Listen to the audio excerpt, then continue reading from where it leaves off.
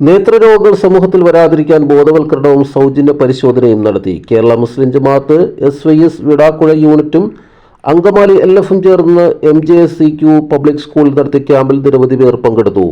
നേത്രരോഗം കുട്ടികൾ മുതൽ മുതിർന്നവർക്കും വരുന്ന രോഗമായതിനാൽ അതിനെ പ്രതിരോധിക്കുവാനും രോഗം വരുന്നവരെ ചികിത്സിക്കുന്നതിനും കേരള സർക്കാരിന്റെ സഹായത്തോടെ നടപ്പിലാക്കുന്ന പദ്ധതിയാണിത്. സൗജന്യ നേത്ര ചികിത്സാ ക്യാമ്പ് സ്കൂൾ ക്യാമ്പസിൽ നടന്ന പരിപാടിയിൽ Kanivu palliative secretary advocate Mujeeb Rahman ഉദ്ഘാടനം ചെയ്തു. കേരള മുസ്ലിം ജമാഅത്ത് സംസ്ഥാന സമിതി അംഗം C. ഐദ്രോസ് ഹാജി അധ്യക്ഷത വഹിച്ചു. Ward councillor Muhammad Fesi, Kerala Muslim Jamaat zone finance secretary PB അലി, SYS zone general secretary Mahin Ibrahim, മറ്റ് ഭാരവാഹികളായ ഷഫീഖ്, ജലാൽ, ഷമീർ, സുബൈർ ഹാജി, യൂണിറ്റ് സെക്രട്ടറി അസ്ലം എന്നിവർ സംബന്ധിച്ചു.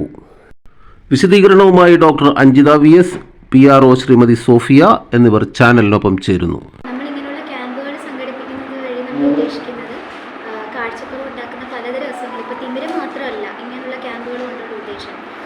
തിമിരം അല്ലാതെ ഗ്ലോക്കോമ എന്ന് പറഞ്ഞ അസുഖമുണ്ട്, അതായത് കണ്ണിൻ്റെ ഞരമ്പുകൾ ക്ഷയിച്ചു പോകുന്ന ഒരു അസുഖമാണത്. അത് നമുക്ക് വളരെ പ്രായക്കുറവുള്ള യങ് ആയിട്ടുള്ള ആൾക്കാരിൽ വരെ വരുന്നൊരു രോഗമാണ്. അപ്പോൾ ഇങ്ങനെയുള്ള ക്യാമ്പുകൾ വഴി നമ്മൾ കാഴ്ചക്കുറവ് നേരത്തെ കണ്ടെത്തുകയും അതിനുള്ള കാരണങ്ങൾ നേരത്തെ കണ്ടെത്താനും നമുക്ക് പറ്റുന്നു. അതോടൊപ്പം തന്നെ നേരത്തെ തന്നെ നമുക്ക് ചികിത്സയ്ക്കും സഹായിക്കുന്നു. ഇങ്ങനെയുള്ള നമ്മൾ നേരത്തെ രോഗം നിർണ്ണയിക്കുകയാണെങ്കിൽ അതിനനുസരിച്ച് നേരത്തെ തന്നെ നമുക്ക് അതിനുള്ള ചികിത്സ നേടാനായിട്ട് സാധിക്കും. അപ്പോൾ തിമിരം നമ്മൾ ട്രീറ്റ് ചെയ്ത് കഴിഞ്ഞാൽ ഒരു 99%ഉം വേറെ കോംപ്ലിക്കേഷൻ ഒന്നുമില്ല. ഇപ്പോൾ ഞരമ്പിന് പ്രശ്നങ്ങളൊന്നുമില്ല, കണ്ണിൻ്റെ ഞരമ്പ് ഓക്കെയാണ്, കൃഷ്ണമണി ഓക്കെയാണ്, വേറെ അസുഖങ്ങളൊന്നും ഇല്ലാന്നുണ്ടെങ്കിൽ നമ്മൾ തിമിരം പൂർണ്ണമായിട്ടും നമുക്ക് സർജറി ചെയ്ത് മാറ്റാൻ പറ്റുന്നൊരു അസുഖം തന്നെയാണ്.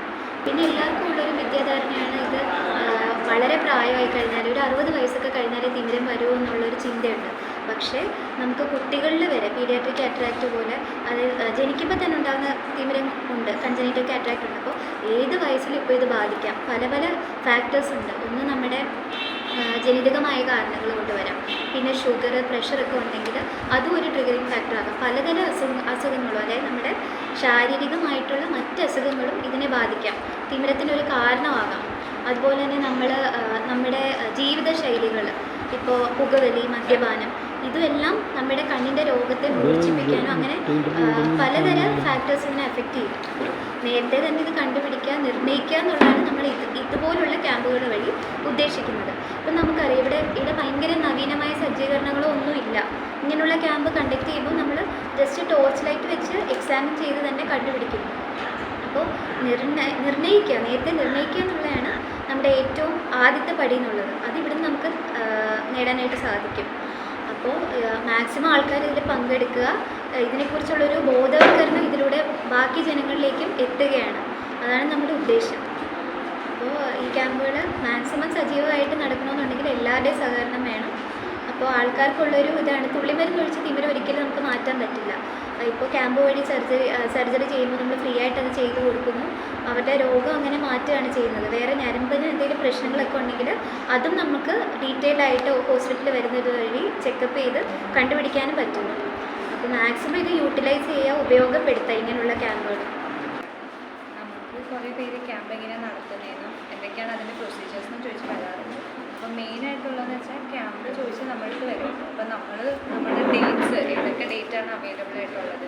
അപ്പോൾ അവർക്ക് ചിലപ്പോൾ ഇടദിവസങ്ങളായിരിക്കും വേണ്ടത്, ചിലപ്പോൾ സാറ്റർഡേ സൺഡേ. അപ്പോൾ അങ്ങനത്തെ ദിവസമാണെങ്കിൽ അതനുസരിച്ച് നമ്മൾ ഡേറ്റ് കൊടുക്കും. അപ്പോൾ അത് കൊടുക്കുമ്പോൾ നമുക്ക് ഏറ്റവും അത്യാവശ്യമായിട്ട് വേണ്ടത് നമുക്ക് ക്യാമ്പ് സാങ്ഷൻ അറിയും. ഇപ്പോൾ ഏത് ജില്ലയിലാണ് നടത്തുന്നതെന്ന് വെച്ചാൽ ആ നടത്തുന്ന ജില്ലയിലെ DMOൻ്റെ അടുത്ത് നമുക്ക് സാങ്ഷൻ വേണം. അപ്പോൾ അതിന് വേണ്ടിയിട്ട് നമ്മൾ അവർക്കൊരു ഫോമൊക്കെ ഫിൽ ചെയ്ത് കൊടുക്കും. അത് നമ്മുടെ ഗവൺമെൻറ് ഹോസ്പിറ്റലുള്ള ഓപ്റ്റോമെട്രിസ്റ്റിൽ നിന്ന് സൈനൊക്കെ വാങ്ങി നമ്മളത് DMOന് അയച്ച് നമുക്ക് സാങ്ഷൻ കിട്ടും. എന്നാൽ മാത്രമാണ് നമുക്കൊരു ക്യാമ്പ് നടത്താനായിട്ട് പറ്റുള്ളൂ. പിന്നെ ക്യാമ്പ് നടത്തുമ്പോൾ അവർ നമ്മുടെ ഹോസ്പിറ്റലിൽ വന്ന് കൂടുതൽ ജനകീയ വാർത്തകളും വിശേഷങ്ങളുമായി വീണ്ടും കാണാം. നന്ദി, നമസ്കാരം. ജെ ടൈംസിനൊപ്പം ജലാൽ മുപ്പത്തറം.